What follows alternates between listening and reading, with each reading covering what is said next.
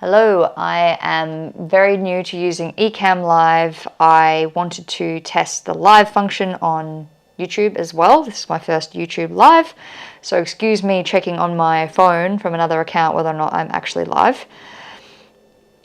I did just do a quick test run. Ooh. Yes, I am live. Fantastic. So, this is one of the most requested videos that I get, and it is an essential one. If you are someone that is yet to use astro.com, if you are yet to get familiar with your natal chart, today is just going to be a really simple video to get you started on astrology in terms of knowing your own chart and accessing it. And I'm also aware that my ring light is glaring in my glasses, so apologies about that.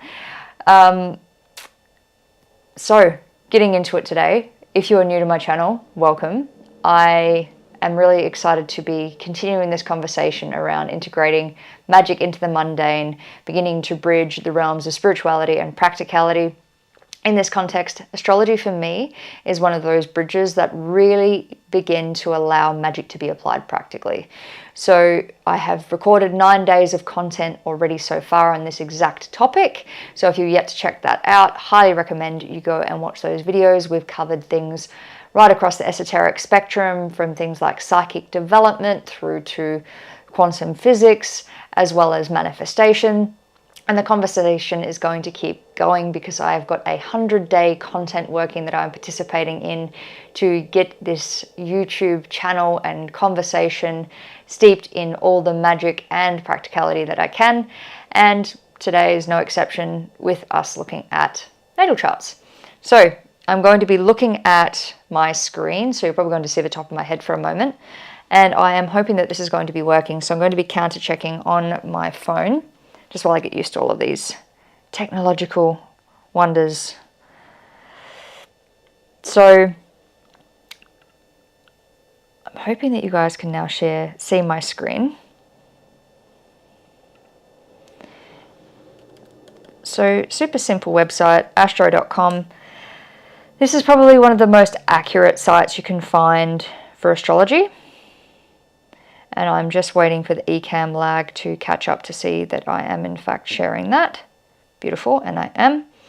So from here, you can obviously go to user profile, but from the main site, go to free horoscopes,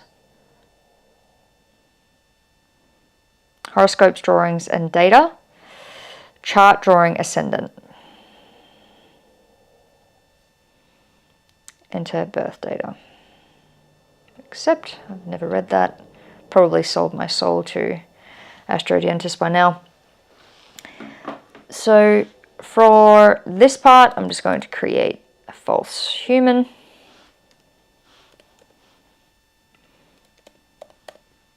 So to work out your natal chart, guys, you'll also need your date of birth, the time you were born, as well as the location.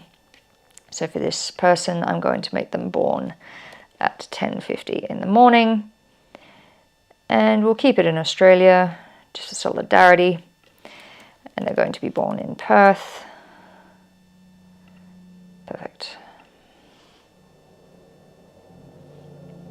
So what you'll be presented with is a chart that looks something like that. So from here, I'm just going to point out some of the key things that you want to be looking at when you're considering your natal chart. So across here you have a key, and what this outlines is the major placements. Also just double checking that you can actually see my cursor. That's helpful.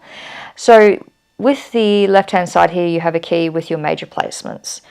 So you'll notice that you've got the planetary symbols down the left hand side, the names of the planets next to them. Here you have the degrees at which they are in a sign. So each sign has 30 degrees. So from the beginning of Cancer to the end of Cancer is 30, from the beginning of Leo to the end of Leo is 30, all the way around the wheel. So this will show the degree of the sign at which it's in, and then it will give you the name of the sign and then further information. So that's if you're really wanting to get exacting, because some people take astrology right down to really finite maths, which is spectacular, but for most people that are wanting to apply this practically to their lives, not necessary. So just going to start breaking down this chart. From here we can see that this person who I've made 24th, this Joan, is born on the 24th of January 1985, which makes her sun sign in Aquarius. For most horoscopes, this is where people will stop. It's like, okay, so I'm an Aquarius. But that's not your whole sign. It's not your whole chart. Your whole chart is determined by the placement of every single one of these planets and also the interrelationship between them. That is a whole other kettle of fish, which I may get into in another video.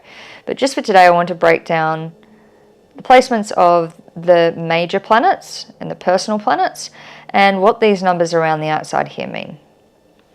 So what we have here is that Joan, who was born on the 24th of January 1985, she has what is called an Aries ascendant. So what that means is that the zodiac sign of Aries, so the constellation of Aries, is what was on the horizon at the time that Joan would have been born in Perth. So that means the beginning of her chart is Aries, which means it rules her first house. What this also means is that for Joan, Aries is ruled by Mars. That's its native ruler. So her chart ruler in terms of planets is Mars. This is the symbol for Mars here. So this gives it some extra significance, being that her chart is ruled by Mars and its placement in the house of Pisces, and also where Mars is in its transit, which I'll show you guys shortly, will have special significance to Joan. So in this context, for today, to keep it simple, Aries is her ascendant, which means her first house is ruled by Aries. So these numbers indicate houses. So with each of these houses, there is a specific theme that is indicated. So in this particular instance, I hadn't planned it, but it's worked out well.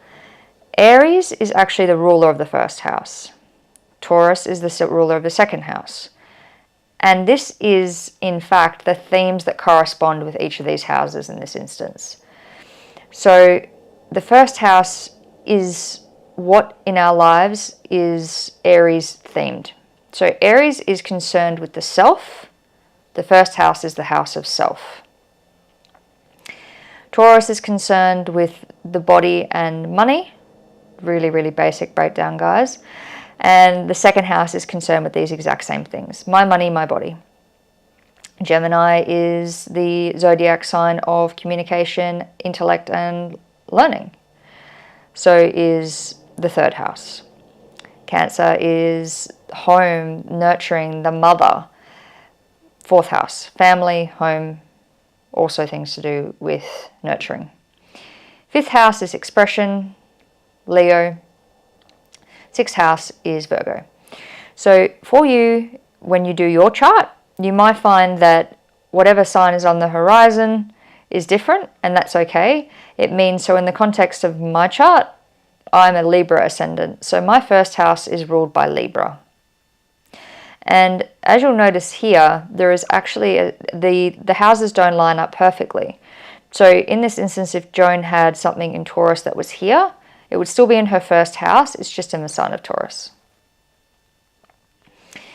So what makes this interesting is we can begin to understand the specific flavors that these signs take on.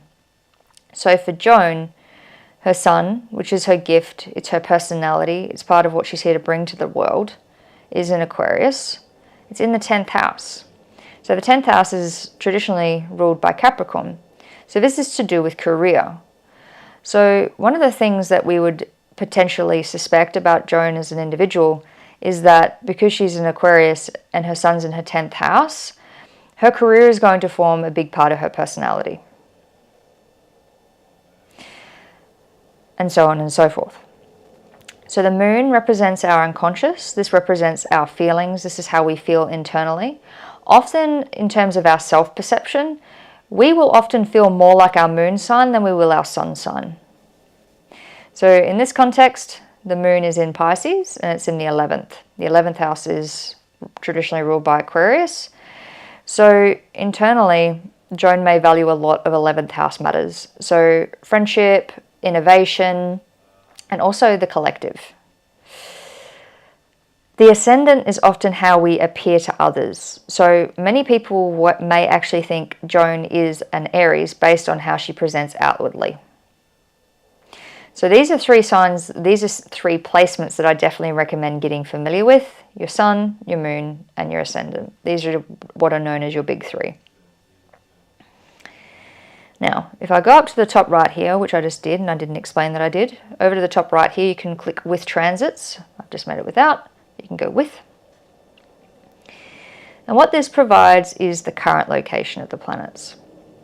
So the planets on the inner circle are where the zodiac was positioned at the time you were born.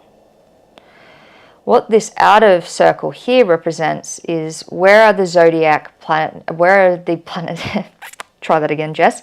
Where are the constellations? Okay, reframe, third time lucky. Where are the planets now? Which zodiac sign are they in? And how that has a relationship with your chart. So as I mentioned before for Joan, her chart ruler is Mars. So Mars is something that is potentially significant for her. So we're going to have a look at where Mars is. So right now, Mars is stationed in Gemini and it's in Joan's third house. So for her right now, themes around communication may be particularly prevalent. Mars is also the planet of passion and it's also the planet of change and separation, things that get broken down. So it could be a theme for Joan right now around where is her communication breaking down and where is she not communicating her passions. That may be a way to interpret it. Of course, we have to look at the whole chart, but I'm just pointing that out as an individual influence. So this is where these are the things that I invite people to get familiar with really early on, is where their big three are, and also just beginning to observe the transits of the planets. You may begin to notice that depending on where the moon is, you may feel differently. The moon represents our unconscious. Depending on where Saturn is, you might be finding things a little bit harder than usual. So definitely recommend get your natal chart up. Use the site astro.com. It's really, really terrific for this. It's very accurate. It's a free resource. And just start to get curious. Start to map some things that you notice. And I will come back another video I'll do another video explaining deeper a little bit around, try again. It's been a long day. Plus I just recorded a workshop, which was fantastic. But I'll do another video going into a little bit deeper around the planets and the placements using Joan's chart as an example so we can build on that. But if there is any specific questions you would like to know about what I've shared thus far, drop them in the comments box below. And I will be back tomorrow with another video as part of my content working. All right, see you to go. Jeez, really is bad today. See you tomorrow, guys.